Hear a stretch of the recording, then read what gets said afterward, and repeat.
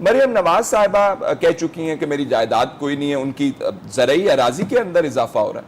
انہوں نے کتنی ساری ملز بتا دی ہیں جن کے اندر ان کی شیئر ہولڈنگ ہے، تو بزنس بھی ہے ان کا، پراپرٹی بھی ہے ان کی. کیا کہتے ہیں آپ؟ بسم اللہ الرحمن الرحیم. بات یہ ہے جی کہ میں مریم نواز صاحبہ شروع کرتا ہوں. جی پلیز. انہیں والدین کی طرف سے، دادا جان کی طرف سے جو بھی کچھ ملا ہے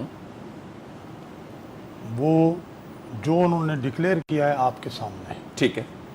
ان کے مخالفین موجود ہیں. اگر انہیں ان جائیدادوں پر اعتراض ہے، وہ سمجھتے ہیں کہ یہ غلط ہیں، وہ اعتراض داخل کر دیں. ٹھیک ہے. موٹی بات ہے. لیکن میں یہ ضرور کہوں گا کہ عمران خان کی 2008 کے الیکشن میں ڈکلیئر کی اور یہ جو اساس ہے یہ میرے سامنے یہ سارا پڑا ہے، تو ان میں فرق دیکھنا ضروری ہوگا کہ اگر یہ سارے اثاثات انہوں نے پہلے ڈکلیئر نہیں کیے، اب ڈکلیئر کیے ہیں، تو یا اس وقت وہ زیادہ اگر آپ دیکھیں تو 70-80-90% جو ہے وہ وراثت کی پراپرٹی ہے جو سامنے آ رہی ہے عمران خان صاحب کے حوالے سے. تو وہ وراثت کی پراپرٹی کب ٹرانسفر ہوئی ہے، کب نہیں ٹرانسفر ہوئی ہے، وہ تو ہر وقت سے ہے. ہر وقت سے تو نہیں ہوتی نا. It has to be transferred.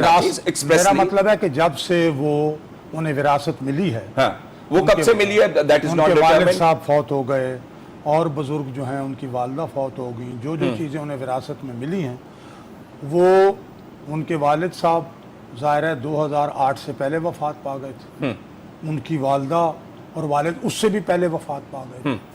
اس لیے ایک تو یہاں ذکر آیا ہے لاہور کے مکان کا، کیا نام ہے، زمان پارک، دو زمان پارک. زمان پارک کی تو انہوں نے اعلان کیا تھا کہ جو پیسے شوکت خانم کے انہوں نے آف شور بینک میں لگائے تھے اور وہ ڈوب گئے ہیں، تو وہ زمان پارک کا مکان بیچ کے تو وہ وہاں پورے کر. آپ کو پتہ نہیں نا وہ پیسے بعد میں تیرنے لگ گئے تھے، جو ڈوبے تھے پیسے وہ بعد میں تیرنے لگ گئے تھے. کیسے تیرنے لگے تھے؟ تو وہ اس لیے کہ یہ زمان پارک